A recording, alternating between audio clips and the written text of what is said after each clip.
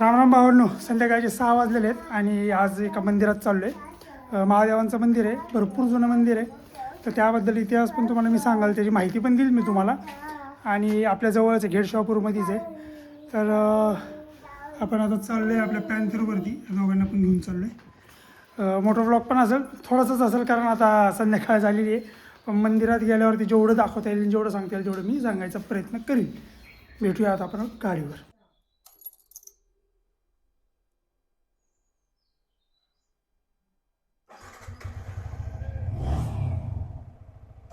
तर भावांनो, हां, तर आता आपण निघालो आहे महादेवाच्या मंदिरात, जसं की मी आत्ताच तुम्हाला सांगितलं. आता हे खेडशॉपूरमध्येच आहे. तसं बघायला गेलं तर खेडशॉपूरमधून थोडंसं आतमध्ये जावं लागेल तुम्हाला, 2-4 किलोमीटर. रांजेमध्ये आहे. रांजे गावाचा इतिहास तर तुम्हाला माहिती असेल. महाराजांनी सगळ्यात पहिल्यांदा शासन तिथल्याच एका व्यक्तीला केलं होतं. चौरंग केला होता त्याचा, हे तुम्हाला माहिती असेलच. तर तिकडंच चाललो आहे आपण. तिथं एक महादेवाचं मंदिर आहे, स्वयंभू.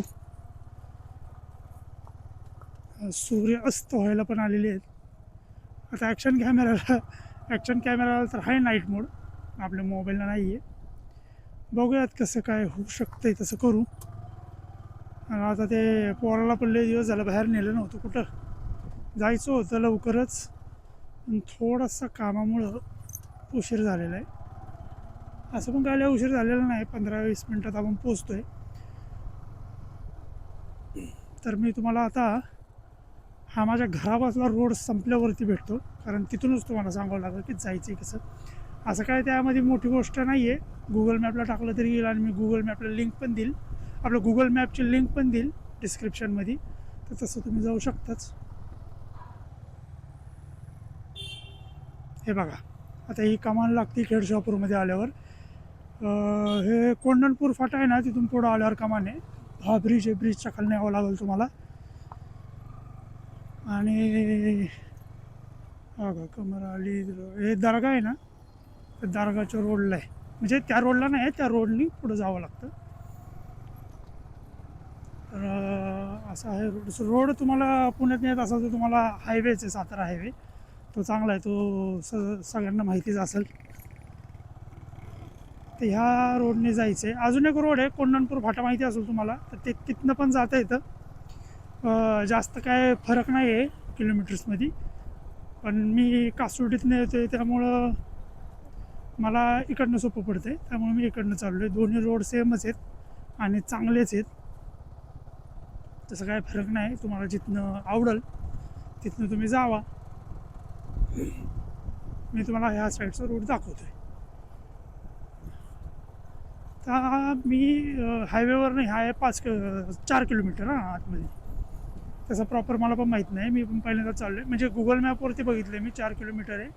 रोड मला पण प्रॉपर माहीत नाही आहे, तर मी पण बघतच जाणार आहे. पुढे गेल्यावर जरा मॅप लावून बघूया. आता इथं काय गर्दी असते, त्यामुळं थांबण्यात काय पॉईंट नाही. आता हा चौक येईल, तुम्हाला कळलं लगेच. इथं आपल्या गणपती बाप्पांचं मंदिर आहे, दाखवलं मी माझ्या व्हिडिओमध्ये. आणि इथं आपल्या हनुमान महाराजांचं मंदिर आहे. इकडनं पुढं जायचं आहे रांजेमध्ये, रांजे गावात जायचं आहे आपल्याला. तर असा काही रोड आहे, मॅप लावूनच या, कारण 2 बारके गाडले आहेत, त्यातनं यावं लागतं आहे. इकडनं आल्यावर खेडशॉपूर कोंढण फाट्यावरनं जर का आला ना तुम्ही, तर तुम्हाला सरळ सरळ रोड भेटेल. तिथं काय एवढं असं वळण वगैरे नाही आहे, इथंच जरासं वळावं लागतं आहे. मला वाटतं तुम्ही कोंढणपूर फाट्यावरनंच याल, कारण पुण्यातनं आला तर तेच पहिल्यांदा रोड तुम्हाला दाखवणार आहे. आणि मी पण बहुतेक मर्ज होतो आहे त्याच रोडला. हां, त्याच रोडला मर्ज होते मी पण.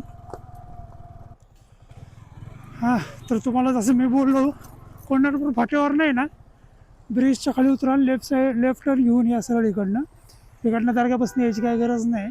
मला ते जवळ होतं, ते रोड दाखवत होतं म्हणून मी आलो, पण मी चुकलोच म्हणायचं. त्याच रोडने कोंढणपूर फाट्यापासून.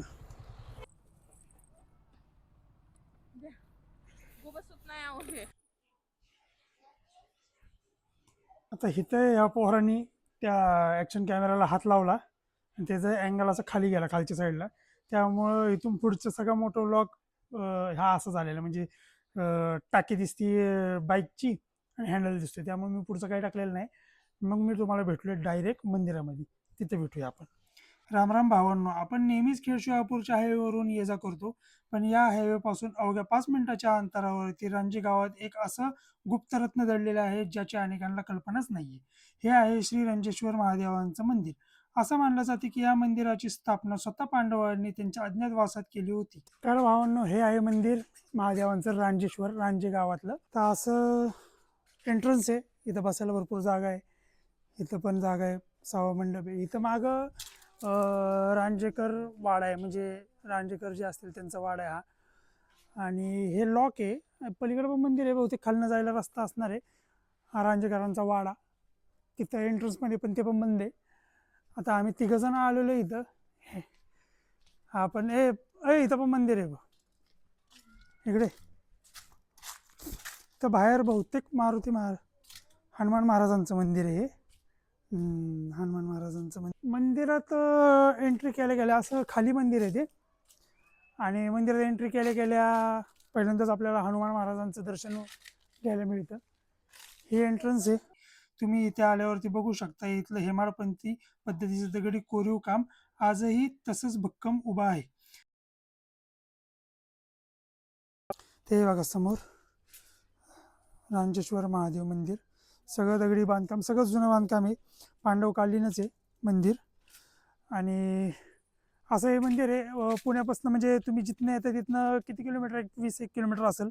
सगळ्यांचे किलोमीटर मला सांगता येणार नाहीत. मला हायवेवरनं 4 किलोमीटर एवढं मी सांगू शकतो. आतमध्ये तुम्ही ट्रेन घेतल्यावरती गेल्या गेल्या समोर पहिल्यांदा 3 नंदी महाराजांची मूर्ती आहे. साईडला शेती आहे सगळी बघा, साईडला सगळी शेती. त्या साईडला सिंहगड किल्ला आहे. इथं पण साईडला आंब्याची झाडं वगैरे आहेत. शांत वातावरण आहे एकदम. हे पण शांत झालं. आता रोडला नाटकं चालू होती याची खेळायची, आता तो पण शांत झालाय, कारण शांतच वातावरण आहे, चांगलं वाटतंय. मी पण पहिल्यांदाच आलोय, खूप भारी वाटते इथे येऊन मला पण. मंदिराच्या प्रत्येक कोनाड्यात आणि खांबावरती इतिहासाच्या खुणा आपल्याला जाणवतात. हे बघा तुळशी वृंदावन. आणि मी जसं वाचलो होतं, म्हणजे मी जरा नेटवरती बघत होतो काय माहिती भेटते का, तर हे 3 जे आहेत ना कुंड, त्यांची माहिती मला भेटलीच होती. तर त्याच्यामध्ये असं लिहिलं होतं, एक पाणी पिण्यासाठी, एक कपडे ते धुण्यासाठी आणि एक शेतीसाठी वापरलं जातं, असं त्याच्यात लिहिलं होतं. बहुतेक हे शेतीसाठी असावं, कारण इकडून बाहेर जायला रोड आहे. आणि हे असे काही तलाव आहेत, आपलं तलावच म्हणते सॉरी, हे असे काही कुंड आहेत इथं. हे आहे मंदिर, मेन मंदिर. पण मंदिर आता मला बंदच दिसलं होतं, पण हे आलेत उघडायला आता, नशीब. नमस्कार. इथून एक बाहेर रोड आहे शेतात जायला, आता ज्यांचं शेत आहे ते जाऊ शकतात. हे आपण पण जाऊ शकतो, असं काही विषय नाही आहे. तुम्हाला थांबायचं असेल, थोडंसं रिलॅक्स करायचं असेल. हे बघा जुनं बांधकाम सगळं, हा वाडा आहे, शेती एकदम थंडगार वाटते इथं. जर तुम्हाला गर्दीपासून दूर एखाद्या शांत आणि ऐतिहासिक ठिकाणी जाऊन महादेवाचं दर्शन घ्यायचं असेल, तर या रांजे गावातील रांजेश्वर महादेवाच्या मंदिरात तुम्ही नक्की जावा. तर आता मंदिर बंद होतं आल्या आल्या, पण ह्यांनी ओपन केलेले. हे इथंच तुम्ही पुजारी रहिवासी तिथले, तर हे आपल्याला या मंदिराबद्दल काही माहिती सांगतील, जी त्यांना माहिती ती त्यांच्याकडूनच तुम्ही ऐका. मी आता त्यांना सांगायला लावतो. तर तुम्हाला या मंदिराबद्दल काय माहिती असेल तर तुम्ही सांगा बरोबर. हे मंदिर पुरातन असून छत्रपती शिवाजी महाराजांनी याचा जीर्णोद्धार केल्याचे सांगितले जाते. आणि हे ऐतिहासिक गाव असल्यामुळे महाराजांनी 16 वर्षाचे असताना रांजाच्या पाटलाची शिक्षा केली ते हे गाव. तिथं कार्यक्रम वगैरे कधी काय होतात, म्हणजे महाशिवरात्रीला काय? महाशिवरात्रीला मोठा उत्सव असतो, 3 दिवस सप्ताह बसला जातो, कीर्तनाचा कार्यक्रम असतो.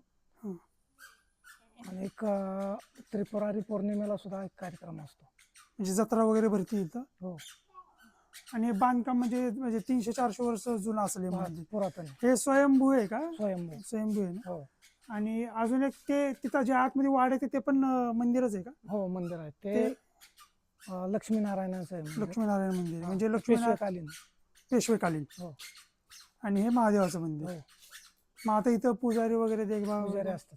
ते सकाळी असतात का? सकाळी. सकाळी पूजा वगैरे हो होती. पूजा करतात. ते बंद होतं ते आता त्यांनीच ओपन केलंय. इथं लक्ष्मीनारायणांचं मंदिर आहे.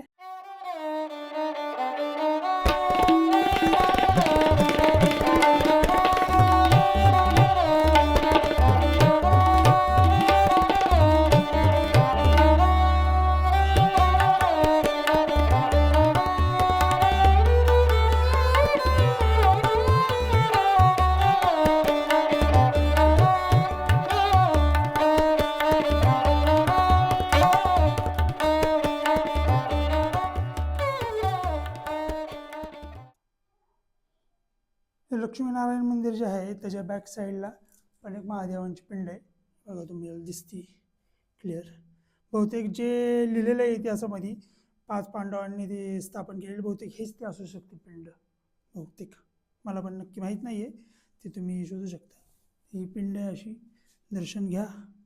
आता झालेलं आहे आपलं सगळं दर्शन. हे आले टायमावरती त्यामुळे आम्हाला दर्शन भेटलं नाही तर आम्ही जाणार होतो. हे लक्ष्मीनारायणचं मंदिर आहे. तुम्ही दर्शन घेतलं, आतमध्ये पिंडीचं पण दर्शन घेतलं. तुम्ही काय सांगू शकता का थोडंफार म्हणजे? तिथल्या मांगल म्हणून आहे तिथं. हां त्यांचे त्या वाचण्यात आलेलं आहे की पूर्वी वाल्मिक ऋषींनी इथं तपश्चर्या केलेली आहे. ते गौरीकुंड म्हणून आहे हां हां तिथं. आता ते सगळे इतिहास त्यांना माहिती आहे, ते सांगू शकतील सगळं. आणि पॉझिटिव्ह वाईब्स आहेत आता.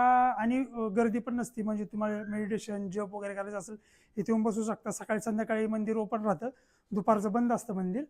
तर येऊ शकता तुम्ही सकाळी किंवा संध्याकाळी इथे दर्शनाला आणि येऊन तुमचं काय असेल ते प्रॉपर करू शकता. ह्या मंदिराच्या शेजारी एक गौरीकुंड म्हणून आहे. तर त्या गौरीकुंडाचा उल्लेख रामायणामध्ये आलेला आहे. तर ती पण माहिती त्यांनी आम्हाला दिली आत्ता. तिथंच जवळ आहे ते कुंड पण आता तिथं काय जाता येणार नाही बघा, भरपूर अंधार पडलाय. आणि रांजणचा जो वाडा आहे इथं 40 वर्ष आश्रम चालू होतं असं त्यांनी आत्ता आम्हाला जस्ट सांगितलं. तर आता आपला निघायचा टाईम झालेला आहे. आता मी काय मोठं व्लॉग वगैरे करत नाही कारण अंधार पडलेला आहे ऑलरेडी. तर मी डायरेक्ट घरीच जातो. तर चांगलं आहे वातावरण, थंडगार हवा सुटलेली आहे, गर्दी पण नसती. जे महादेव भक्त आहेत एकदम निस्सीम भक्त आहेत, ज्यांना शांत टाईम पाहिजे महादेवांच्या सानिध्यात त्यांनी इथं नक्की या आणि तुमचा टाईम घालवा इथं. तर मी भेटतो तुम्हाला नंतरच्या व्हिडिओमध्ये. तोपर्यंत राधे राधे.